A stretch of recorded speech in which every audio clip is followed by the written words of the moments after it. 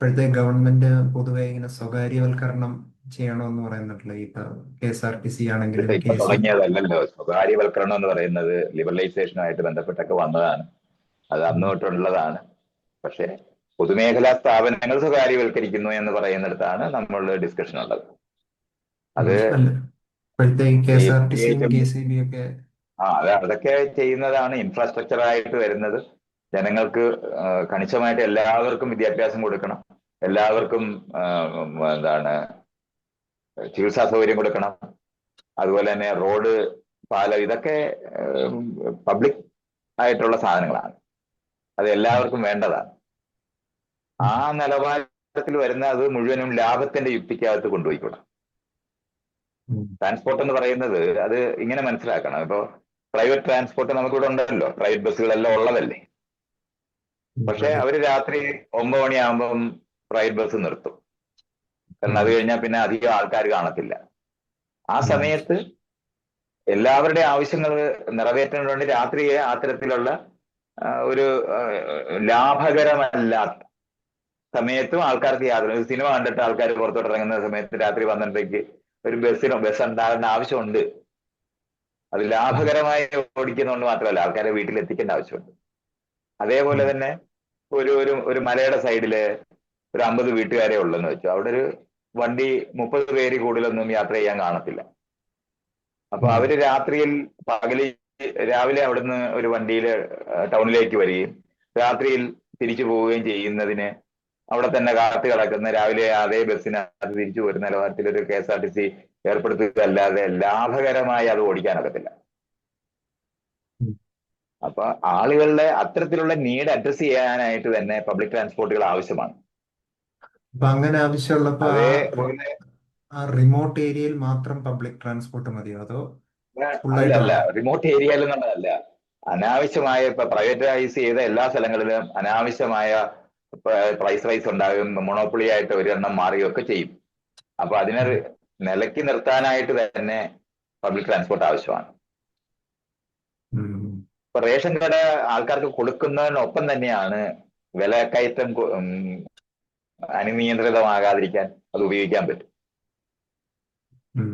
അതുകൊണ്ടാണ് ഗവൺമെന്റ് അത്തരത്തിലുള്ള ഇപ്പൊ മാവേലി സ്റ്റോർ എന്നൊക്കെ പറയുന്ന സാധനങ്ങൾ സ്റ്റോറുകളൊക്കെ ചെയ്യുന്നത് അങ്ങനെയാണ്. അത് ഇൻഡയറക്റ്റ് ആയിട്ട് വിലക്കയറ്റം ഉണ്ടാക്കാതെ നോക്കാനായിട്ട് സഹായിക്കും. പ്രൈവറ്റ് ആയ ആൾക്കാർ ലാഭത്തിൽ മാത്രം അധിഷ്ഠിതമായിട്ട് ചിന്തിക്കുന്ന കാരണം കൊണ്ട് പൂഴ്ത്തിവെപ്പം നമ്മൾ പണ്ട് പറയുന്ന മറച്ചു വയ്ക്കും, സാധനം ഇല്ലാന്ന് വരുത്തും, അതുവഴി വില കൂട്ടും. ആർട്ടിഫിഷ്യൽ സ്കേഴ്സിറ്റി ഉണ്ടാക്കിയെടുക്കുക എന്ന് പറയുന്നതൊക്കെ അവർ ചെയ്യും. ആ സമയത്ത് അത്തരത്തിലുള്ള സന്ദർഭങ്ങളിൽ ഇടപെടാനുണ്ടെങ്കിൽ അത്തരത്തിലുള്ള സ്ഥാപനങ്ങൾ ഉണ്ടെങ്കിൽ മാത്രമേ പറ്റൂ. അപ്പൊ ഇതൊക്കെ പൊതുവെ ഇതിന് പറയുന്ന ഇൻഫ്രാസ്ട്രക്ചറിനകത്ത് അല്ല, പൊതുവെ ഇതിന് പറയുന്ന ഇതിന്റെ നഷ്ടം ഭയങ്കരമായിട്ട് വലുതായിട്ട് ഇതിന്റെ കൂടുന്നു. നഷ്ടം എന്നൊക്കെ പറയുന്നത് ലാഭത്തിൽ ഓടിക്കാൻ വേണ്ടി അത് ഉണ്ടാക്കിയിട്ടില്ല എന്നാ ഈ പറഞ്ഞത്. ഇയാൾ ആശുപത്രി പോകുന്നത് ലാഭകരമായിട്ട് ചെയ്യാൻ പറ്റുമോ? നഷ്ടമല്ലേ ആശുപത്രി പോകുന്നത്. അതുകൊണ്ട് വീട്ടിൽ കിടന്നാൽ പോലെ എല്ലാവരും. എന്താ ഇയാൾ അതിനെ പറ്റി അങ്ങനെ പറയാത്തെ? ആശുപത്രി പോകുന്നത് നഷ്ടമല്ലാതെ വേറെ ലാഭമുണ്ടോ? അതുകൊണ്ട് എല്ലാ ഭാര്യമാരും ആശുപത്രി പോകുന്നത് നല്ലതല്ലെന്ന് അറിഞ്ഞിട്ട് അവിടെ കിടക്കട്ടെ എന്ന് പറയരുതോ? ഭർത്താക്കന്മാർ അതൊക്കെ പറയും. അപ്പൊ അങ്ങനെ മനസ്സിലായി. അങ്ങനെ ലാഭത്തിൽ ഓടിക്കേണ്ട സാധനങ്ങളും ലാഭത്തിൽ ഓടിക്കേണ്ടാത്ത സാധനങ്ങളും ഒക്കെ ലോകത്തുണ്ട്. അത് ലാഭത്തിന് വേണ്ടി മാത്രമായിട്ടല്ല, അതിനെയാണ് ജനക്ഷേമകരമായിട്ടുള്ള, അത് ജനാധിപത്യ ബോധമുള്ള മനുഷ്യന്മാരുടെ ലോകത്ത് വരുന്നതാണ്. അല്ലെങ്കിൽ പിന്നെ രാജാവ് ഭരിച്ച പോരായിരുന്നു. എന്തിനാണ് നമ്മൾ ഈ ജനാധിപത്യമൊക്കെ ഉണ്ടാക്കുന്നത്? പ്രൈവറ്റ് ആയിട്ടൊരു രാജ്യമല്ലായിരുന്നു ഉണ്ടായിരുന്നത്. അതെന്തിനാണ് നമ്മൾ ജനങ്ങളുടെ ഇതാണെന്നൊക്കെ പറയുന്നിടത്തേക്ക് വരുന്നത്? എന്തിനാ? അതൊക്കെ അടിസ്ഥാനപരമായിട്ടുള്ള അറിവില്ലാത്ത മനുഷ്യന്മാർ പറയുന്ന കാര്യങ്ങള് നമ്മൾ അത് സീരിയസ് ആയിട്ട് ചർച്ചയ്ക്ക് എടുക്കുക എന്ന് പറയുന്നത് എങ്ങനെ പറ്റും? അതേ സമയത്ത് മര്യാദ കെട്ട രാഷ്ട്രീയക്കാരെ തെരഞ്ഞെടുത്താൽ അവരതൊക്കെ ചെയ്യും. അതാണ് ഇപ്പൊ നടന്നുകൊണ്ടിരിക്കുന്നത്. ഇവിടുത്തെ കാര്യമല്ല, കേരളത്തിൽ മാത്രമല്ല, ഇന്ത്യ മുഴുവൻ നടന്നുകൊണ്ടിരിക്കുന്നത് അങ്ങനെയാണ്. അപ്പം മൈത്രയും പണ്ട് കമ്മ്യൂണിസ്റ്റ് പാർട്ടിയുടെ കൂടെ നിന്നപ്പം ഈ 1991 ലിബറലൈസേഷൻ വന്നപ്പോ എന്തായിരുന്നു അന്നേരമുള്ള? ലിബറലൈസേഷൻ എന്ന് പറയുന്ന സാധനം, അതിനോടൊപ്പം ഗ്ലോബലൈസേഷൻ എന്ന് പറയുന്ന സാധനം, ഈ ആളുകളെ പരിഗണിക്കാതെ ഉണ്ടാക്കുന്ന സാധനങ്ങൾ ഇതിനകത്തെല്ലാം നിൽപ്പുണ്ട്. ഇപ്പൊ ചൈനക്കാര് സ്പെഷ്യൽ എക്കണോമിക് സോൺ എന്ന് പറഞ്ഞൊരു സാധനം ചെയ്തിട്ടാണ് അത്തരത്തിലുള്ള വർക്കുകൾ ചെയ്തത്. അല്ലാതെ രാജ്യം മുഴുവനും കൂടെ അവര് മുതലാളിമാർക്ക് തുറന്നു കൊടുത്തിട്ടില്ല. അത് ആ രാജ്യത്തിനകത്ത് വെറുതെ നോക്കിയാൽ മതി. 80 കോടി ജനത്തിനെയാണ് പട്ടിണിക്ക് ഇല്ലാതാക്കിയത് അവര്. ഇത്തരത്തിലുള്ള പ്രവർത്തനത്തിന്റെ ചെറിയൊരു ഒരു അംശം ഇവിടുത്തെ ഈ കേരളത്തിൽ ചെയ്യപ്പെട്ടതുകൊണ്ടാണ് കേരളം മറ്റുള്ള സമൂഹങ്ങളിൽ നിന്ന് വ്യത്യസ്തമായിട്ട് നിൽക്കുന്നത്.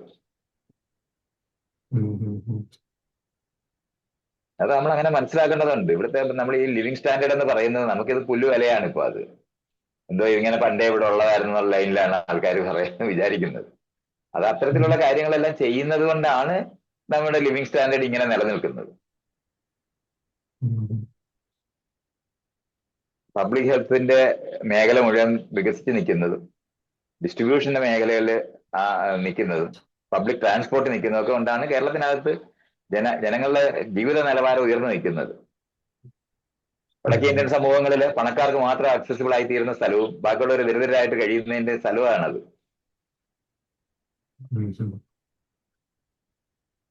അത് വളരെ മെച്ചപ്പെടുത്തുന്ന രീതിയിലാണ് ചൈനക്കാർ ചെയ്തെടുത്തിട്ടുണ്ട്. അത് നമ്മൾ അങ്ങനെ കാണേണ്ടതുണ്ട്.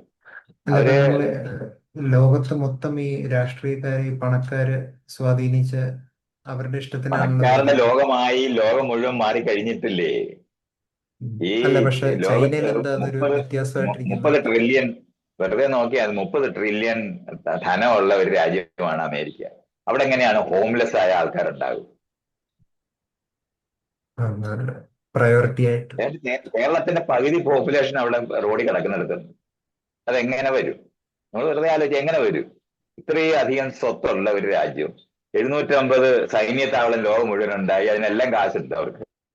പക്ഷെ ഒരു എന്താണ് ഈ 20 ലക്ഷം പേരോ 30 ലക്ഷം പേരോ എങ്ങാണ്ട് എത്രയാണ് കണക്ക് കൃത്യമായിട്ട് എനിക്ക് ഓർമ്മയില്ല, അതൊന്ന് നോക്കണം. അത്രയും പേര്. പക്ഷെ അവിടെ ഒരാളെന്തിനാ കിടക്കുന്നേ? എങ്ങനെ ഈ ഹോംലെസ് ആയ ആൾക്കാരുണ്ടാകുന്നേ? അതിനുവേണ്ടി ധനമില്ലേ? ഇന്ത്യയുടെ 5 ഇരട്ടി ധനമുള്ള രാജ്യമാണ്, 34 കോടി ജനമേ ഉള്ളു. അവിടെ എങ്ങനെയാണ് ആൾക്കാർ ഈ എന്താണ് റോഡിൽ കിടക്കുന്നവരും ഡ്രഗ് അഡിക്റ്റുകൾ റോഡിൽ വന്ന പോലാണ് ഇപ്പൊ കഥ പറയുന്നത്. റോഡിൽ കിടക്കുന്നവന് അവന്റെ ജീവിതത്തിനെ പറ്റി ആലോചിക്കാൻ വയ്യാത്ത കാരണം കൊണ്ടാണ് അവനെല്ലാം ഡ്രഗ് അഡിക്റ്റ് ആകുന്നത്. അല്ലെങ്കിൽ ഇവിടുത്തെ എന്താണ് കഞ്ചാവ് വലിക്കുന്ന സ്വാമിമാരെല്ലാം റോഡിൽ കിടക്കട്ടെ? അങ്ങനെ അല്ലല്ലോ. അവരെല്ലാം സ്വാമിമാരായിട്ട് നല്ല ആശ്രമത്തിൽ ജീവിക്കല്ലേ.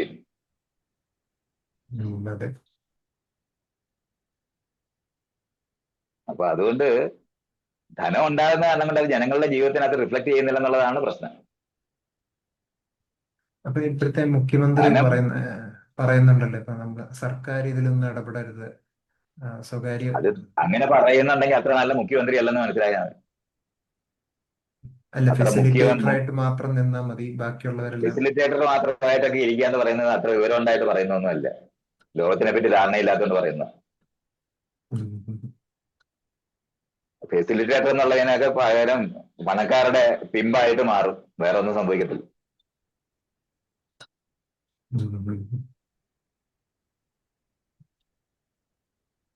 അമേരിക്കയിലെ ഗവൺമെന്റ് നടത്തിക്കൊണ്ടു പോകുന്ന അവിടുത്തെ മുതലാളിമാരാണ്.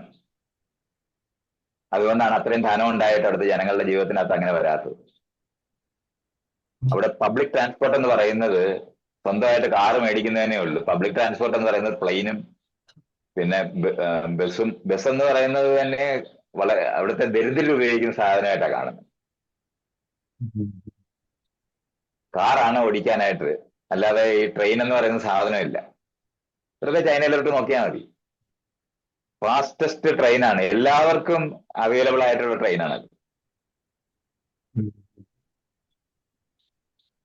പ്ലെയിനിന്റെ വേഗതയിലാണ് ഇന്ന് ആ ട്രെയിനെല്ലാം ഓടുന്നത്. ലോകത്ത് ഇംഗ്ലണ്ടിൽ ട്രെയിൻ ഉണ്ടായതിനു ശേഷം പിന്നീട് ഏറ്റവും കൂടുതൽ ട്രെയിൻ റിയൽ ലൈൻ ഉണ്ടായിട്ടുള്ളത് അമേരിക്കയിലാണ്. അതവിടെ വെറുതെ സാധനം കൊണ്ടുപോകാൻ മാത്രമാണ് അത് ഉപയോഗിക്കുന്നത്. അല്ലാതെ ആളുകൾ പോകുന്നത് വളരെ കുറച്ചേ ഉള്ളൂ.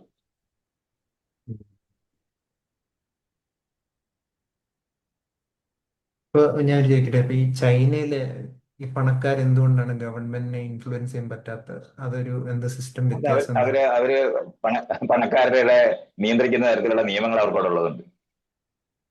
അല്ല, അതേ അത് സമയത്ത് എല്ലാവർക്കും എല്ലാ ചെയ്യാൻ വർഷവും പറ്റാത്തതുകൊണ്ട്. ധനമുള്ളവർ അവിടെ കൂടുന്നുണ്ട്.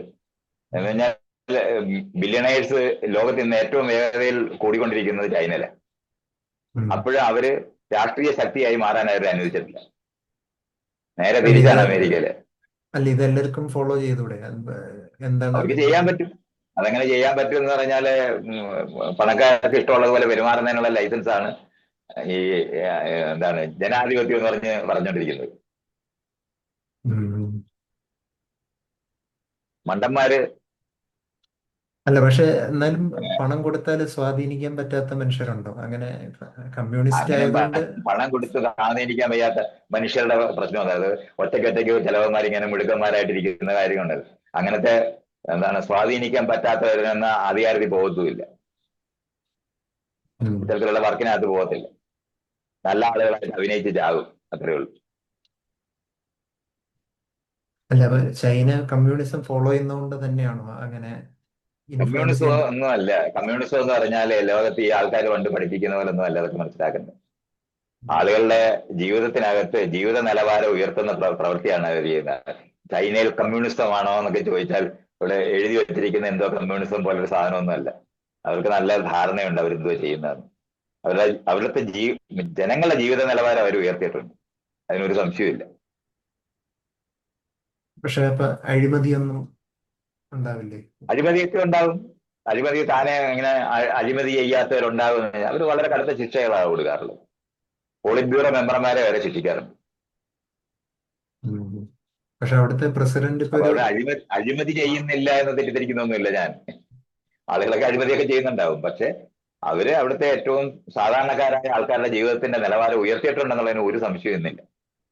മാത്രമല്ല ലോകത്തിൽ ഏറ്റവും കൂടുതൽ യൂണിവേഴ്സിറ്റികളിൽ നിന്ന് ഉള്ളതും ആ യൂണിവേഴ്സിറ്റികളിൽ എല്ലാ ജനങ്ങൾക്കും പഠിക്കാൻ പറ്റുന്ന സ്ഥലം ഉണ്ടാവുകയും ഏറ്റവും കൂടുതൽ പഠിച്ച് ലോകവ്യാപകമായി ഈ ചൈനയിൽ നിന്ന് പുറത്തോട്ട് പോകുന്ന പോലെ തന്നെ ചൈനയിലെ എല്ലാ യൂണിവേഴ്സിറ്റികളിലേക്കും മറ്റുള്ള സ്ഥലത്തു നിന്ന് അവർ പഠിച്ച് തിരിച്ചു വരുന്നവരുമായിട്ട് മാറിക്കഴിഞ്ഞിട്ടുണ്ട്. ഉം. അത് വെറുതെ നോക്കിയാൽ മതി. നമ്മള് 1950-കളിൽ ഇന്ത്യയും ചൈനയും ഒരുപോലെ ഇരുന്ന രാജ്യങ്ങളാണ്. ഉം. അപ്പൊ അവര് 80 വരെ അവരും ഇതേപോലുള്ള പദ്ധതികളും കാര്യങ്ങളും നമ്മുടെ ആദ്യകാലത്ത് നമ്മളൊക്കെ ചെയ്യണമെന്നൊക്കെ ആഗ്രഹിക്കുന്ന പോലുള്ള കാര്യങ്ങളൊക്കെ തന്നെ അവരും ചെയ്തു നോക്കിയതാണ്. അത് കഴിഞ്ഞിട്ട് ഈ സ്പെഷ്യൽ എക്കണോമിക് സോൺ ഉണ്ടാക്കി അവിടെ ലോകത്തുള്ള എല്ലാവരും വരുമ്പോൾ ഇവിടുത്തെ ജനതയ്ക്ക് അവിടെ പോയി ജോലി ചെയ്യാൻ നാട് വിട്ട് ജോലി ചെയ്യാൻ പോകേണ്ടി വന്നിട്ടില്ല. അതിന്റെ നാട്ടിൽ തന്നെ സ്പെഷ്യലായിട്ട് ഒരു ഏരിയകൾ ഉണ്ടാക്കി.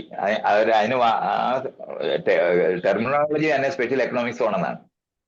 അവിടെ ആൾക്കാർക്ക് പോയി പുറത്തെ രാജ്യങ്ങളിൽ പോയി ജോലി ചെയ്യുന്നത് പോലെ തന്നെ അവിടെ പോയി ജോലി ചെയ്ത് അവിടെ നിയമം എന്ന് പറയുന്ന സാധനം ചൈനീസ് നിയമമല്ല, അമേരിക്കയിലെ നിയമങ്ങളാണ്. ജോലി ചെയ്താൽ ഹയർ ആൻഡ് ഫയർ എന്നൊക്കെ പറയുന്ന തരത്തിൽ തന്നെയായിരുന്നു. പക്ഷെ അവർക്ക് തിരിച്ച് സ്വന്തം വീട്ടിലേക്ക് തിരിച്ചു വരാൻ പറ്റുന്ന തരത്തിലുള്ള സിസ്റ്റമാണ് അവരുണ്ടാക്കിയത്. അതേ സമയത്ത് അവിടെ വന്ന് ആ ഫാക്ടറികൾ ഉണ്ടാക്കുന്ന ആൾക്കാർക്ക് ചൈനീസ് ജനതയുടെ മനസ്സ് കവരാൻ അവർ അനുവദിച്ചിട്ടേ ഇല്ല. ഇന്റർനെറ്റ് ഉണ്ടായിട്ട് കൃത്യമായിട്ട് നമ്മൾ ഈ പറയുന്ന ഗൂഗിളോ മൈക്രോസോഫ്റ്റോ അല്ലെന്നുണ്ടെങ്കിൽ ആപ്പിളോ ഇവരൊന്നും നിർണ്ണയിക്കുന്ന ഒരു സാധനം അവരെ അനുവദിച്ചിട്ടില്ല. അവരവരുടെ ഇക്കോ സിസ്റ്റം തന്നെ ഉണ്ടാക്കി. അതൊക്കെ ആദ്യമൊക്കെ ചെയ്യുന്ന സമയത്തൊക്കെ മറ്റുള്ള ലോകത്തിലുള്ള വിവരം കിട്ടത്തില്ല എന്നൊക്കെ ഞാനൊക്കെ അങ്ങനെ തന്നെ തോന്നിയിരുന്ന സാധനമാണ്. പിന്നീട് മനസ്സിലായി ഈ വിവരം എന്ന് പറഞ്ഞു വരുന്ന മുഴുവൻ അമേരിക്കൻ പ്രോപ്പഗൻഡയാണെന്ന് മനസ്സിലായി. അത് അവര് ബാധിക്കാതിരിക്കാൻ നോക്കേണ്ടതുണ്ടെന്ന് അവർ തിരിച്ചറിഞ്ഞിട്ടാണ് അവരത് ചെയ്തത്. അപ്പൊ നമ്മളെ ഈ 91 തുറന്നു കൊടുത്തത് ഒരു തെറ്റായിട്ടുള്ളൊരു തെറ്റായിട്ടല്ല. തീരുമാനമാണ്. അതിന് നിയന്ത്രണങ്ങൾ ഏർപ്പെടുത്തില്ല. അതുകൊണ്ട് ഞാൻ പറഞ്ഞ സ്പെഷ്യൽ എക്കണോമിക് സോൺ അവരുണ്ടാക്കുമ്പോൾ അവർ ഇതുപോലുള്ള കാര്യം തന്നെ ചെയ്തത്. ആ ചെയ്യുന്ന സമയത്ത് അത് ആ രാജ്യത്തിനെ മുഴുവൻ ബാധിക്കാതിരിക്കാൻ അവർ ശ്രദ്ധിച്ചിട്ടുണ്ട്. അതുകൊണ്ട് മുതലാളിമാര് ലോകം നന്നാക്കി കളയുമെന്നുള്ള തെറ്റിദ്ധാരണ അവർക്കില്ല. അത്രേ ഉള്ളൂ. ഇപ്പൊ പക്ഷെ അമേരിക്ക അന്യവനായിട്ട് നിൽക്കുന്നത് ഫാക്ടറികളിലും സാധനങ്ങളും ടെക്നോളജിയും ഒക്കെ അന്യവനായിട്ട് ലോകം മുഴുവനും ഉണ്ടായി കഴിഞ്ഞിട്ടുണ്ട്. അതിനെ എങ്ങനെയാണ് ഇവരുടെ രാജ്യത്തിലേക്ക് കൊണ്ടുവരേണ്ടത്, അത് നിയന്ത്രിതമായി കൊണ്ടുവരേണ്ടത് എങ്ങനെയാണെന്ന് കണ്ടെത്തുന്നതാണ് അവർ ചെയ്തത്. സാങ്കേതിക വിദ്യ ട്രാൻസ്ഫർ ചെയ്യാനായിട്ട് എന്താണ് ഒരു ഇത്ര വർഷത്തിനകത്ത് നിങ്ങൾ ചെയ്യുന്നതിന്റെ സാങ്കേതിക വിദ്യ ട്രാൻസ്ഫർ ചെയ്തിരിക്കണം എന്നുള്ള കരാറിനകത്താണ് അവര് ആ സ്ഥലം തുറന്നു കൊടുത്തത്. അതുകൊണ്ട് ചൈന മുഴുവനും കൂടെ അമേരിക്കൻ കമ്പനികൾക്കോ യൂറോപ്യൻ കമ്പനികൾക്കോ കടന്നു കയറാൻ പറ്റിയിട്ടില്ല. അവരാ സ്പെഷ്യൽ എക്കണോമിക് സോണിനകത്ത് മാത്രമാണ് നിർത്തിയത്. അതുകൊണ്ട് അവിടെ പോയി ജോലി ചെയ്തുണ്ടാക്കുന്ന കാശും അവിടുന്ന് ആ ഉണ്ടാകുന്ന ഫാക്ടറിയിൽ ഉണ്ടായിരുന്ന സാങ്കേതിക വിദ്യ അവർക്ക് ട്രാൻസ്ഫർ ചെയ്യാൻ ബാധ്യതയുണ്ടായി. ആ ട്രാൻസ്ഫർ ചെയ്ത വിദ്യയുടെ മുകളിലാണ് പിന്നെ ചൈനക്കാര് ബിൽഡ് ചെയ്തത്. അപ്പൊ ആദ്യമെല്ലാം മറ്റവരുടെ സാങ്കേതിക വിദ്യയുടെ കോപ്പിയിങ് മാത്രമായിരുന്നു. അന്ന് ചൈനക്കാർ മുഴുവൻ കോപ്പി ചെയ്യുന്നവരാണെന്നും അവരുടെ ടെക്നോളജി എന്ന് പറഞ്ഞാൽ കോപ്പി പേസ്റ്റ് മാത്രമാണെന്നായിരുന്നു പ്രചരിപ്പിച്ചിരുന്നത്. അതുപോലെ അവർ ചീപ്പ് എന്ന് പറഞ്ഞാൽ യാതൊരു നിലവാരമില്ലാത്ത സാധനങ്ങളാണ് ഉണ്ടാക്കുന്നതെന്നൊക്കെ എല്ലാം ഇത് മുഴുവൻ കേട്ടിട്ടുള്ളതാണ്, നമുക്ക് എല്ലാവർക്കും അറിയാവുന്നതാണ്. പക്ഷെ അവരതിനകത്തുനിന്ന് പഠിച്ചിട്ട് അവരുടെ യൂണിവേഴ്സിറ്റികളില് ഈ കാര്യങ്ങൾ പഠിപ്പിക്കുന്നിടത്ത് മുഴുവനുള്ള റിസർച്ച് അത് വെറുതെ ഇയാള് അവരുടെ ബഡ്ജറ്റ് എടുത്തൊന്ന് പരിശോധിച്ചാൽ മതി. റിസർച്ചിന് വേണ്ടിയൊക്കെ അവർ മാറ്റിവെക്കുന്ന കാശ് കണ്ടാൽ നമ്മളെ തല പൊട്ടിപ്പോവും. അത്രയും വലിയ കാശാണ്. അതെല്ലാം ചെയ്ത് ഇന്ന് ഈ കഴിഞ്ഞ 20 വർഷം കൊണ്ട് അവർ ചെയ്തെടുത്ത ഈ ടെക്നോളജി ട്രാൻസ്ഫർ നടത്തിയതിന്റെ മുകളിൽ അവര് പുതിയ റിസർച്ച് നടത്തി ഇന്ന് 77 സാങ്കേതിക വിദ്യക്കകത്ത് വികസിച്ച് നിൽക്കുന്ന സമൂഹം എന്ന് പറഞ്ഞാൽ ആധുനിക ശാസ്ത്ര സാങ്കേതിക മേഖലയിൽ 77 എണ്ണത്തിനകത്ത് 66 എണ്ണവും ചൈനയാണ് ലീഡ് ചെയ്യുന്നത്. അത് നമുക്ക് ആലോചിക്കാൻ വയ്യാത്ത അത്രയും വലിയ ഒരു എക്സ്പ്ലോഷനാണ് ഉണ്ടായത്. അപ്പൊ അതൊക്കെ നമുക്ക് ഇതേ കാര്യം നമുക്ക് ഇന്ത്യക്കാർക്കും ചെയ്യാവുന്നതാണ്. അത് അങ്ങനെയല്ല അവർ ചെയ്തത്. അവരത് ചെയ്തതെന്ന് പറഞ്ഞാൽ അന്യരാജ്യക്കാർക്ക് കൊള്ളയടിക്കാനായിട്ട് നമ്മളെ കമ്പോളം തുറന്നു കൊടുക്കുക മാത്രമാണ് ചെയ്തത്. ചൈനീസ് കമ്പോളത്തിലാണ് ലോകത്തിലുള്ള സകല സാധനം വിൽക്കാൻ അവർ അനുവദിച്ചു. ചൈനക്കാർ അതുകൊണ്ട് നല്ല സാധനങ്ങൾ വാങ്ങിക്കാൻ പറ്റത്തില്ല എന്ന് വന്നതുമില്ല, അതും മേടിക്കാൻ പറ്റി. പക്ഷെ അവിടുത്തെ കമ്പോളത്തിനകത്ത് അവിടുത്തെ കമ്പനികൾ ഉണ്ടാക്കുന്നത് ചൈനയിൽ തന്നെ വിൽക്കാൻ പറ്റുന്ന എല്ലാ സൗകര്യവും അവർ ചെയ്തു കൊടുത്തു. വളരെ കോമ്പറ്റീറ്റീവ് ആയിട്ടുള്ള ഒരു സമൂഹമാണ് അവർ രൂപപ്പെടുത്തിയത്. അത് ഇപ്പൊ നമ്മൾക്ക് ഇവിടെ ഈ 14 ജില്ലയില്ലേ കേരളത്തിലെ, ആ 14 ജില്ലയും തമ്മിൽ കോമ്പീറ്റ് ചെയ്യാനാണ് അവര് അത് ചെയ്തെടുത്തത്. അതാണ് അതിന്റെ രീതി അവർ ഉപയോഗിച്ചത്. അവിടെ എങ്ങാണ്ട് 33 34 സോൺസ് പോലെ കൗണ്ടി എന്നൊക്കെ നമ്മൾ പറയാവുന്ന യൂറോപ്പിലൊക്കെ പറയുന്ന നിലവാരത്തിലുള്ള സ്ഥലങ്ങളാണ്. അത് തമ്മിലാണ് അവരുടെ അവിടുത്തെ കോമ്പറ്റീഷൻ. അല്ലാതെ കോമ്പറ്റീഷൻ ഇല്ലാത്ത എന്തോ പ്രൊട്ടക്ഷൻ സ്ഥാപനമാണ് ചൈനയിൽ നടക്കുന്നത് തെറ്റിദ്ധരിക്കരുത്. വളരെ ഫിയേഴ്സ് ആയ കോമ്പറ്റീഷൻ ഉണ്ട്. പക്ഷെ അത് ഈ പറയുന്ന കേരളത്തിനകത്ത് 14 ജില്ലയുണ്ടെങ്കിൽ 14 ജില്ലയും തമ്മിലാണ് കോമ്പീറ്റ് ചെയ്യുന്നത്. ആ കോമ്പീറ്റ് ചെയ്യുന്നവര് തമ്മിൽ ഇവിടെ 28 സ്റ്റേറ്റ് ഉള്ളതിനകത്ത് ആ 28 സ്റ്റേറ്റും തമ്മിൽ കോമ്പീറ്റ് ചെയ്യുന്നിടത്തേക്ക് മാറും.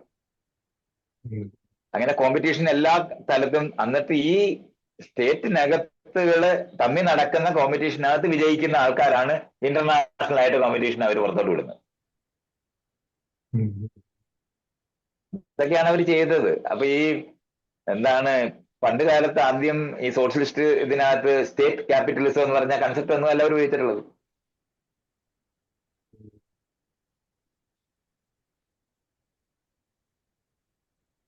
അത് അല്ലേ സ്റ്റേറ്റ് ക്യാപിറ്റലിസം അല്ലേ? അങ്ങനല്ല, അത് തന്നെയാണ് എന്നെ പറഞ്ഞത്. അങ്ങനൊന്നും അല്ല. അതൊക്കെ അവരവിടുത്തെ ലോക്കലായ ആൾക്കാരുടെ കയ്യിലാണ് അവരുടെ പണമുള്ളത്. അല്ല സ്റ്റേറ്റ് അവിടുത്തെ സെൻട്രൽ ഗവൺമെന്റിൽ നിന്ന് ഇവിടുത്തെ ഓരോരുത്തർക്ക് അലോട്ട് ചെയ്യുന്ന സിസ്റ്റം ഒന്നും അല്ല അവർക്കുള്ളത്. അതുകൊണ്ട് ചൈനീസ് സിസ്റ്റം ഒക്കെ പഠിക്കേണ്ടതുണ്ട്. അവരത് ചെയ്തെടുത്ത എങ്ങനെയാണെന്ന് ഇത്രയധികം അതുകൊണ്ട് വിദ്യാഭ്യാസവും ഈ സാധനം എല്ലാം വളരെ വ്യാപകമായി വളരെ റിസർച്ച് ഓറിയന്റഡ് ആയിട്ട് അതെല്ലാം ഉണ്ടാക്കാൻ കഴിഞ്ഞു. ലോകത്തിൽ നിന്ന് ഏറ്റവും കൂടുതൽ എഞ്ചിനീയേഴ്സ് ഉള്ളതാണ് ചൈനയിലാണ്. എല്ലാ സാധനത്തിനും. അത് അതിന്റെ ഏറ്റവും വലിയ രസം എന്ന് പറഞ്ഞാൽ ചൈനീസ് കമ്മ്യൂണിസ്റ്റ് പാർട്ടിയുടെ അകത്ത് തന്നെ 60-70% അങ്ങാണ്ടാണ്, 70%-ന് മേളിലാണെന്ന് എനിക്ക് തോന്നുന്നത്, നോക്കണമെന്ന്. കമ്മ്യൂണിസ്റ്റ് പാർട്ടിക്ക് മെമ്പർമാരുടെ മുഴുവനും എഞ്ചിനീയേഴ്സ് ആണ്.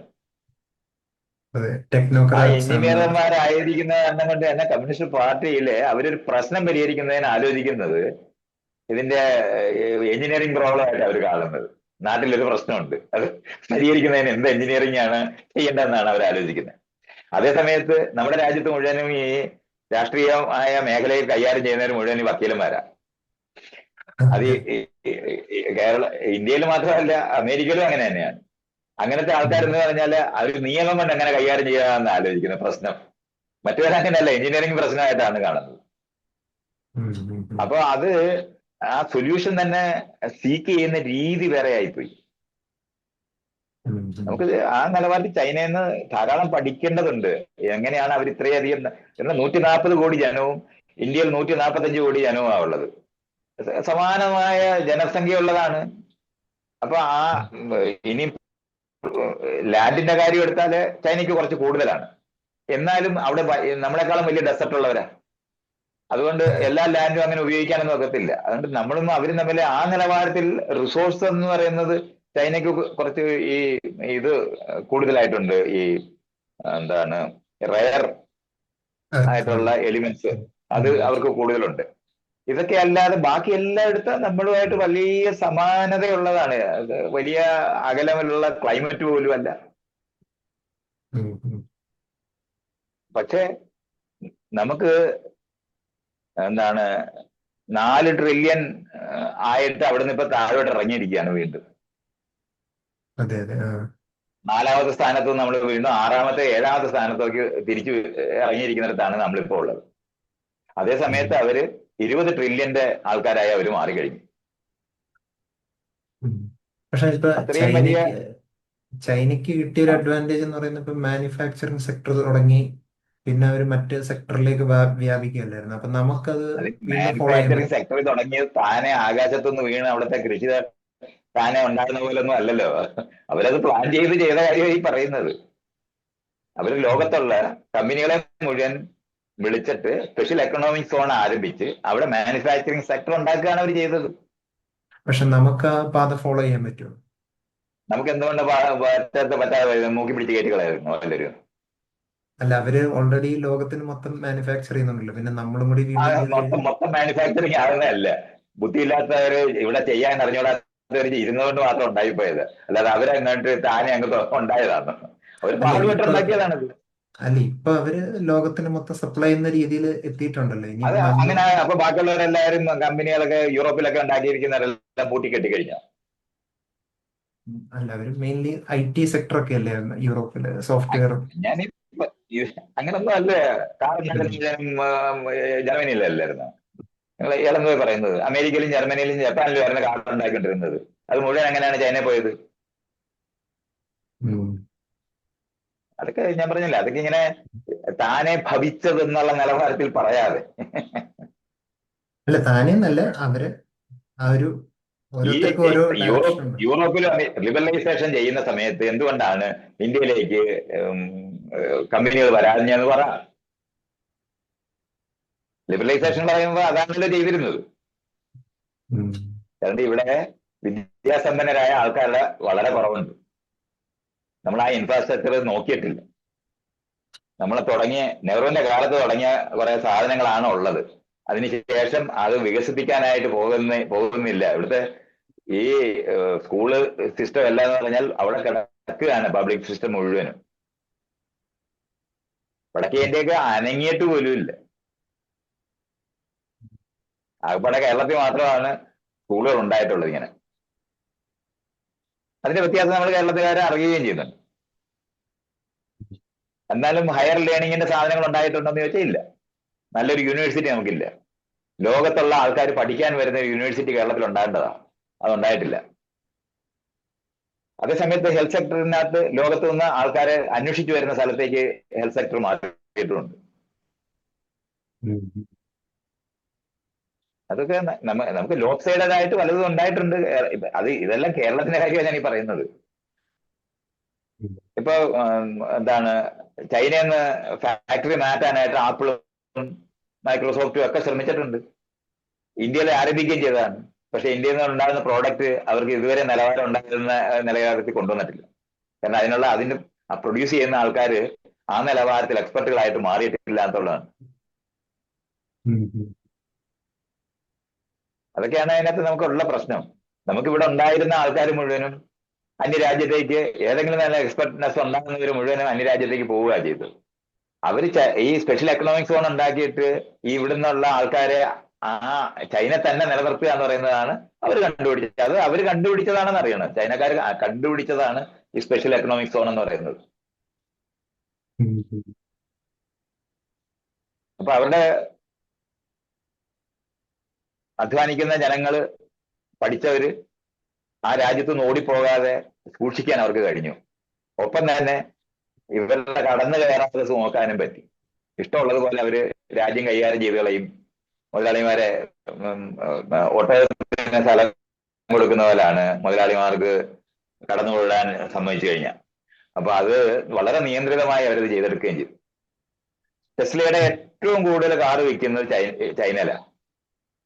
പക്ഷെ ഇന്ന് അവർക്ക് വിൽക്കാൻ വയ്യാത്തടുത്ത് എത്തിച്ചേർന്നത് ചൈനീസ് കാറുകൾ, അതിന് നിലവാരമുള്ള കാറുകൾ അവർ ഉണ്ടാക്കി കഴിഞ്ഞു എന്നുള്ളതുണ്ടാണ്. എലോൺ മസ്കിന് ഈ ടെസ്ലയിലെ ഏറ്റവും വലിയ കാശ് കൊടുത്തിരിക്കുന്നത് ചൈനീസ് ബാങ്കാണ്. ചൈനീസ് എന്ന് പറഞ്ഞാൽ നമ്മുടെ ഇവിടുത്തെ റിസർവ് ബാങ്ക് പോലത്തെ ചൈനീസ് ബാങ്കാണ് എലോൺ മസ്കിന് ഏറ്റവും വലിയ ഇത് കൊടുത്തിരിക്കുന്നത്, പണം കൊടുത്തിരിക്കുന്നത്. പക്ഷെ അവിടെ ഉണ്ടാക്കിയൊരു കണ്ടീഷൻ അവർ പറഞ്ഞത്, നിങ്ങളുടെ ടെക്നോളജി ട്രാൻസ്ഫർ ചെയ്തുകൊണ്ടിരിക്കണം എന്നാണ് ആവശ്യപ്പെട്ടത്. അതയാൾ ചെയ്ത്. കാരണം അയാൾക്ക് അത്രയും ആവശ്യമായിരുന്നു. അയാൾക്ക് ഒരു സമയത്ത് അയാളെ കാറുകൾ മേടിക്കാതെ വില കുറച്ച് വിൽക്കാനും പറ്റുന്നില്ല. അയാൾക്ക് വിചാരിക്കുന്ന പോലെ കാർ സെയിൽസ്, ഈ പെട്രോൾ കാരെടുക്കുന്നവരുടെ പ്രഷർ കാരണം അയാൾക്ക് ചെയ്യാൻ പറ്റാതിരുന്ന സമയത്ത് ഏറ്റവും വലിയ പണം കൊടുത്തത് ചൈനീസ് ബാങ്കാണ്. പക്ഷെ അവരതിനകത്ത് കണ്ടീഷൻ വെച്ചതാണ് ആ ടെക്നോളജി ട്രാൻസ്ഫർ നടത്തണത്. ആ സമയത്ത് ഇവർ വളരാൻ തുടങ്ങിയായിരുന്നു. ഇവരിങ്ങനെ ഇലക്ട്രിക് കാർ തുടങ്ങിയപ്പം ഒരാൾ ചോദിക്കുന്നുണ്ട്, ടെസ്ലയായിട്ടുള്ള കോമ്പറ്റീഷൻ ചൈനക്കാരോട് ചെയ്യത്തില്ലെന്ന് ചോദിച്ചപ്പോൾ ഇതിനപ്പുറത്തോട്ടൊരു ഒരു തമാശ പറയാനുണ്ടോ എന്നുള്ള നിലവാരത്തിൽ എലോൺ മസ്ക് ചിരിക്കുന്നുണ്ടായിരുന്നു. ഒരിക്കലും പറ്റത്തില്ല എന്നുള്ള നിലവാരത്തിൽ അയാൾ ചിരിച്ചു തല പൊട്ടി ചിരിക്കുന്നുണ്ടായിരുന്നു. അതേ ആള് ഇന്ന് ഇരുന്ന് നക്ഷത്രം ഇടുന്നിടത്താണ് BYD എന്ന് പറയുന്നതും ഷവോമിയുടെ ഒക്കെ കാറുകൾ വന്നിട്ട് ഒരു തരത്തില് ഇന്ന് എലോൺ മസ്കിന്റെ കാറിന് $50,000 അവർ വിൽക്കുകയാണെന്നുണ്ടെങ്കിൽ കൊടുക്കുന്ന സകല സൗകര്യങ്ങളും നേർപകുതി എല്ലാ കമ്പനിക്ക് കാറുകളൊക്കെ ഉണ്ടാകുന്ന ലംബോർഗിനി എന്നൊക്കെ പറയുന്നത് തന്നെ എല്ലാം കോമ്പറ്റീഷനായി മാറി. മാത്രമല്ല അവർ പുതിയതായിട്ടുണ്ടാക്കുന്ന സാങ്കേതിക വിദ്യകൾ മറ്റു കാറുകളിൽ ഇല്ലതാനും. മറ്റേ ഇതുവരെ അവർ കോപ്പി പേസ്റ്റ് എന്ന് പറഞ്ഞിരുന്ന ഒന്നും തന്നെ ഇപ്പൊ അല്ലാതായി മാറി. ഈ എന്താണ് ലോകത്ത് ആപ്പിള്, മൈക്രോസോഫ്റ്റ്, ആൻഡ്രോയിഡ് എന്ന് പറഞ്ഞാൽ ഗൂഗിളിന്റെ ഈ 3 ഓപ്പറേറ്റിംഗ് സിസ്റ്റമാണ് അമേരിക്കക്കാരുടേതായിരുന്നു. അത് ഉപയോഗിച്ചിട്ടായിരുന്നു എല്ലാവരും ചെയ്തിരുന്നത്. ഇപ്പൊ സാംസങ് എന്ന് പറയുന്നത് പോലും അമേരിക്കൻ കമ്പനിയാണ്. കൊറിയയിൽ ഇരിക്കുന്നു എന്നുള്ളതേ ഉള്ളൂ, അമേരിക്കൻ കമ്പനി തന്നെയാണ്. അപ്പം അത്രയും സാധനങ്ങളെ അവിടെ ഉള്ളു. പക്ഷെ അതിന് പകരം ഇന്ന് ആകപ്പാടെ ഉണ്ടായിട്ടുള്ള ഒരൊറ്റ സാധനം എന്ന് പറഞ്ഞാൽ ഹാർമണി OS എന്ന് പറയുന്ന വാവയുടെ ഇതാണ്. അത് ചൈനക്കാരുടേതാണ്. അത് ഈ പറയുന്നവരുടെ എല്ലാ ഓപ്പറേറ്റിംഗ് സിസ്റ്റത്തിനേക്കാളും, കാരണം അവസാനം ഉണ്ടായത് കാരണം കൊണ്ട് അതിനേക്കാളും മികച്ച ഓപ്പറേറ്റിംഗ് സിസ്റ്റമാണ് ഉണ്ടാക്കിയത്. നിങ്ങൾ ആ ഓപ്പറേറ്റിംഗ് സിസ്റ്റം ഉപയോഗിച്ചാല് നിങ്ങളുടെ കാറ്, നിങ്ങളുടെ വീടിനകത്തുള്ള റോബോട്ട്സ് തൊട്ട് സകല സാധനങ്ങള്, ഫോണ്, ലാപ്ടോപ്പ്, ഇത് മുഴുവനും കൂടെ ഇംഗ്ലീഷിൽ സീംലെസ് എന്ന് പറയും. യാതൊരു തടസ്സവും ഇല്ലാതെ എവിടെ വേണമെങ്കിലും നിങ്ങൾക്ക് ഓപ്പൺ ചെയ്യാൻ, എവിടെ ഇരുന്ന് കൺട്രോൾ ചെയ്യാൻ പറ്റുന്ന നിലവാരത്തിലാണ് അത് ഉണ്ടാക്കിയിരിക്കുന്നത്. ഏറ്റവും ലേറ്റസ്റ്റ് ആയ സാധനമാണ് ഹാർമണി OS. ഇതൊക്കെ അവര് ഇന്നോവേറ്റ് ചെയ്ത് പുതിയതായി കണ്ടുപിടിച്ചു കഴിഞ്ഞു. അതുപോലെ തന്നെ ചിപ്പ്, അമേരിക്കക്കാര് NVIDIAയുടെ ചിപ്പും അത് TSMCയിലെ അവിടെ തൈവാനിൽ ഉണ്ടാക്കുന്നിടത്താണ് അത് ഉണ്ടാക്കുന്നത്. ഇത് രണ്ടും അവിടേക്ക് കയറ്റുമതി ചെയ്യാനായിട്ട് തടയാനായിട്ട് ട്രംപ് ആദ്യത്തെ തന്നെ ശ്രമിച്ചതാണ്. ആ ചെയ്ത സാധനത്തിന് പകരം ഇന്ന് അവര് മൂർസ് ലോ എന്ന് പറയുന്ന ഒരു ലോ ഉണ്ട്. ഓരോ വർഷം കഴിയുന്നതോറും ഇതിന്റെ ചെറുതാവുകയും കൂടുതൽ കഴിവുള്ളതായി മാറുക എന്ന് പറയുന്ന ഒരു മെക്കാനിസം, അതിനെയാണ് മൂർസ് ലോ എന്ന് പറഞ്ഞിരുന്നത്. അത് ചൈനയിൽ അവർ ചെയ്ത രീതി എന്ന് പറയുന്നത്, ഇവർക്ക് ഈ 5 നാനോമീറ്ററിന്റെയും 3 നാനോമീറ്ററിന്റെയും ചിപ്പ് കൊടുക്കാതാക്കിയിട്ട് 10ഉം 7ഉം ഒക്കെയാണ് ചൈനക്കാർക്ക് പ്രൊഡ്യൂസ് ചെയ്യാൻ കഴിഞ്ഞിരുന്നത്. അതിന് താഴോട്ട് അവർക്ക് ചെയ്യാൻ കഴിയുന്നത് ലിത്തോഗ്രാഫി, ആ ടെക്നോളജി ഉപയോഗിച്ചിട്ടാണ് അത് എഴുതുന്നത്. അത് NVIDIAയുടെ കയ്യിലേ ഉള്ളു. അപ്പൊ അവിടുന്ന് അത് സെല്ല് ചെയ്യാതിരിക്കാനായിട്ട് വേണ്ടിയുള്ള നിയമങ്ങളെല്ലാം ഉണ്ടാക്കി ചൈനക്കാർക്ക് കൊടുക്കാനൊക്കത്തില്ല. അങ്ങനെ നിരോധിച്ചിരുന്ന സാധനത്തിന് ഇവർ ചെയ്തതെന്ന് പറഞ്ഞാൽ സ്റ്റാക്ക് ചെയ്യുക എന്ന് പറയുന്ന രീതിയിലാണ് അവരിപ്പോ ചെയ്തിരിക്കുന്നത്. ചെറുതായല്ല ചെയ്തത്. ആ 7 നാനോമീറ്റർ എന്ന് പറയുന്നതിന്റെ മുകളിൽ തട്ടായിട്ട് അവരത് ഉണ്ടാക്കിയിട്ട് ഈ 2 നാനോമീറ്ററിന്റെ ഒക്കെ കഴിവുള്ള സാധനം ഉണ്ടാക്കി കഴിഞ്ഞു. അത് ചൈനയ്ക്കിപ്പം ഇവര് കൊടുക്കുന്നില്ല എന്ന് പറഞ്ഞാൽ അവര് ഇത്തവണ അവര് അനുവദിച്ച്, ട്രംപ് നിങ്ങൾ മേടിച്ചോ, മേടിക്കാൻ അവർക്ക് വേണ്ടാന്ന് പറഞ്ഞു. ഇങ്ങനെ മാറിപ്പോയി. ആ സ്ഥലത്തല്ലേ അവര് അതിനു വേണ്ടി ഇന്നോവേറ്റീവ് ആയിട്ട് മാറിയത്. അത്രയും വലിയ കോമ്പറ്റീഷൻ അതിന് ആന്തരികമായി സൃഷ്ടിച്ചെടുക്കാൻ അവർക്ക് കഴിഞ്ഞു എന്നുള്ളതുകൊണ്ടാണ്. അപ്പൊ ഇതുപോലുള്ള കാര്യങ്ങളും കൂടെ നമ്മളൊക്കെ പഠിക്കേണ്ടതാണ്. ഇത് എന്താണ്, അല്ലാതെ കമ്മ്യൂണിസം വരുത്തുന്നു എന്നൊക്കെ പറഞ്ഞ് നമ്മൾ ഈ പറയുന്ന തരത്തിലൊന്നുമല്ല അവരത് ചെയ്യുന്നത്. ആളുകളെ സംബന്ധിച്ചോളം അവിടെ പഠിച്ചവർക്ക് അവിടെ ജോലി കൊടുക്കുക, അവരുടെ ജീവിത നിലവാരം ഉയർത്തുക, എല്ലാ തരത്തിലുമുള്ള ഇൻഫ്രാസ്ട്രക്ചർ നമ്മൾ പറയുന്നത് ഇന്ന് ചൈനക്കാർ ചെയ്തെടുത്തു എന്നുള്ള യാഥാർത്ഥ്യം നമ്മുടെ മുന്നിലുണ്ട്. ലോകവ്യാപകമായി എല്ലാവർക്കും പ്രശ്നമായി മാറിയിട്ടുണ്ട്. ചൈനയിൽ നിന്ന് പ്രൊഡ്യൂസ് ചെയ്യുന്ന സകല സാധനവും ലോക നിലവാരമുള്ള സാധനങ്ങളായി അവർ മാറ്റി കഴിഞ്ഞിട്ടുണ്ട്. ഇന്ന് ഈ സയൻസ് പേപ്പറുകൾ ഇറങ്ങുന്നതിനകത്ത് പേറ്റന്റുകൾ എടുക്കുന്നത്, ഇതെല്ലാം നമ്മൾ നോക്കിയാൽ മതി, മുഴുവൻ ചൈനയിലായി മാറി. മറ്റേത് അമേരിക്കയിലായിരുന്നു അത് മുഴുവൻ സംഭവിച്ചുകൊണ്ടിരുന്നത്. ഇപ്പൊ 100 പേപ്പർ ഇത്ര മാസത്തിനകത്ത് ഇറങ്ങുന്നു എന്ന് പറയുന്ന ഒരു കണക്കെടുത്ത് ഇപ്പൊ പരിശോധിച്ച് നോക്കിയാൽ ചൈനയിലാണ് ഏറ്റവും കൂടുതൽ പേപ്പർ ഇറങ്ങുന്നത്. സയന്റിഫിക് പേപ്പേഴ്സ്, പേറ്റന്റ് എടുക്കുന്നത്, ഇതെല്ലാം നമ്മൾ നോക്കിയാൽ, ഞാൻ ഇടയ്ക്കെല്ലാം നോക്കിയപ്പോൾ മുഴുവൻ ചൈനയിലായി. ഇപ്പോഴും ഫസ്റ്റ് 10 യൂണിവേഴ്സിറ്റി എന്താന്ന് ഗൂഗിളിൽ നോക്കിയാൽ അതില് 8 അമേരിക്കയിലും യൂറോപ്പിലും ആണെന്നൊക്കെ കാണിക്കുന്നുണ്ടെങ്കിലും സത്യമല്ലത്. യൂണിവേഴ്സിറ്റികളിലെല്ലാം ഈ പറഞ്ഞ പേപ്പറിന്റെ കാര്യങ്ങൾ ഇതെല്ലാം നമ്മൾ പരിശോധിച്ച് നോക്കിയാൽ അങ്ങനെ അല്ലാതായി കഴിഞ്ഞിട്ടുണ്ട്. ലോകം മുഴുവനുള്ള ആൾക്കാർ പഠിക്കുന്ന സ്ഥലമായിട്ട് ചൈന മാറിയിട്ടുണ്ട്. ഇതെല്ലാം അവർ ചെയ്തെടുത്തില്ല. ഇതെല്ലാം ഈ ഒരു 30-40 വർഷത്തിനകത്ത് ചെയ്തതാണെന്ന് ഓർക്കണം. ലോക ചരിത്രത്തിലുണ്ടായിട്ടില്ല ഇത്രയും വലിയ 80 കോടി ജനങ്ങളെ ദാരിദ്ര്യത്തിനകത്തു നിന്ന് മോചിപ്പിച്ച് കൊണ്ടുവന്നിരിക്കുന്ന ഒരു രാജ്യം ഇതിനു മുമ്പ് ചരിത്രത്തിലുണ്ടായിട്ടില്ല.